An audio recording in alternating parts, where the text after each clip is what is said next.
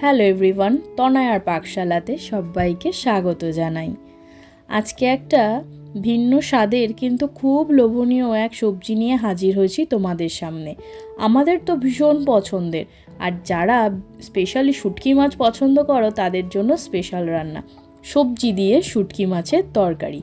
এর জন্য দেখো এখানে আমরা নিয়েছি একটা গোটা ফুলকপি আর কিছু সবজি।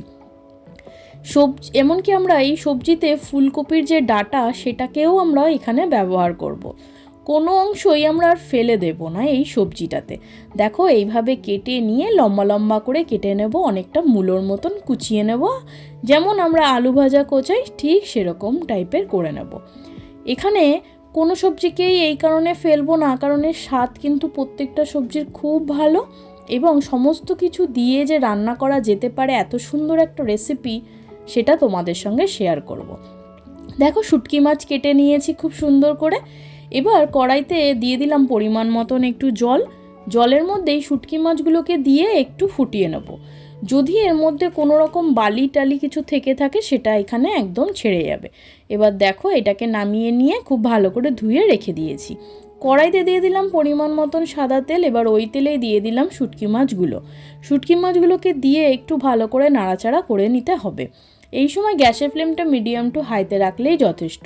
দিলাম পরিমাণ মতো নুন, দিয়ে খুব ভালো করে এইভাবে দেখো নাড়িয়ে নিচ্ছি। নিয়ে ভাজা হয়ে গেলে একটা বাটির মধ্যে তুলে নেব সমস্ত শুটকিগুলো। ওই তেলেই দিলাম সর্ষের তেল। তেল গরম হলে দেব ফোড়নে 5 ফোড়ন, আর দেব একটা শুকনো লঙ্কা। যখন চড়বড় করে উঠবে দেব কিছু পেঁয়াজ কুচি। এখানে আমরা বড় সাইজের একটা পেঁয়াজ দিয়েছি। সবজির পরিমাণটা তোমরা তোমাদের আন্দাজ করে তারপর পেঁয়াজের কোয়ান্টিটিটা করো। এখানে যেহেতু আমাদের অনেকটা সবজি, তাই জন্য পেঁয়াজটা একটা বড় সাইজেরই দিয়েছি। দিলাম বেশ খানিকটা কতগুলো কাঁচা লঙ্কা কুচিয়ে। দেখো দিলাম বেশ খানিকটা মতন রসুন বাটা। এখানে প্রায় আমরা 2 চামচ মতন দিয়েছি রসুন বাটা।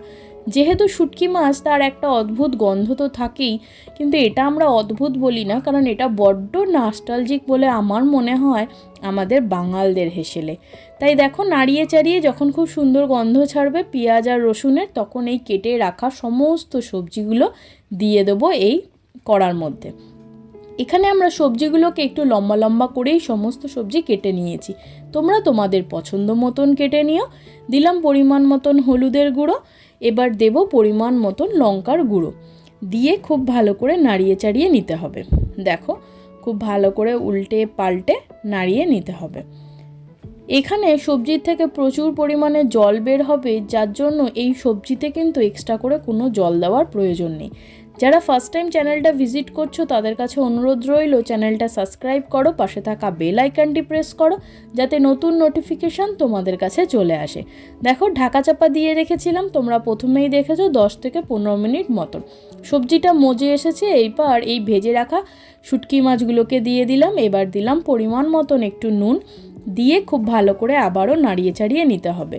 এখানে দিয়ে দেবো বেশ খানিকটা পরিমাণে ধনের গুঁড়ো, দিয়ে খুব ভালো করে আবারও নাড়িয়ে নিতে হবে। দেখো এখানে ধনের গুঁড়োর গন্ধটা কিন্তু ভীষণ ভালো লাগে এই রান্নাতে। আবারও উল্টে পাল্টে খুব ভালো করে কিন্তু নাড়িয়ে নিতে হবে।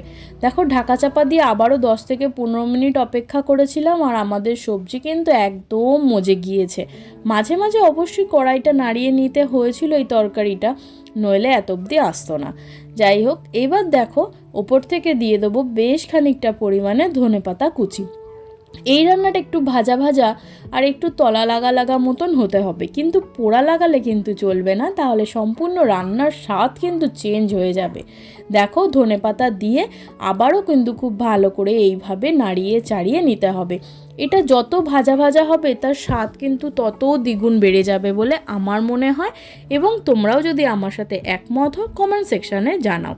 দেখো নাড়িয়ে চাড়িয়ে নিলাম। এবার দেখো দেখে আশা করি তোমরা বুঝতে পারছো যে কড়াইতে কিন্তু বেশ খানিকটা লেগে লেগে মতন আসছে, যার জন্য এটার স্বাদ কিন্তু দ্বিগুণ বেড়ে যাবে। এবার দেখো একটা বাটির মধ্যে সম্পূর্ণ এই তরকারিটা আমরা তুলে নেব। খেতে ভীষণ ভালো হয়, আর শীতকালে সমস্ত সবজি আমাদের বাজারে অ্যাভেলেবেল থাকে, তাই আমাদের কিচেনেও চলে আসে। তাই জন্য শুটকি মাছ দিয়ে এরকম অসাধারণ একটা রেসিপি কিন্তু করা যেতেই পারে। আর বন্ধু বান্ধব আত্মীয় স্বজন সবার সাথে শেয়ার করো, যাতে তারাও এই সুন্দর একটা রেসিপি সুন্দর উপভোগ করতে পারে। ভালো লাগলো ভিডিওটা। Thank you for watching. পুরো ভিডিওটা দেখার জন্য। আবার একটা নতুন রেসিপি নিয়ে হাজির হচ্ছি আমি আর আমার মা। ততক্ষণের জন্য ধন্যবাদ।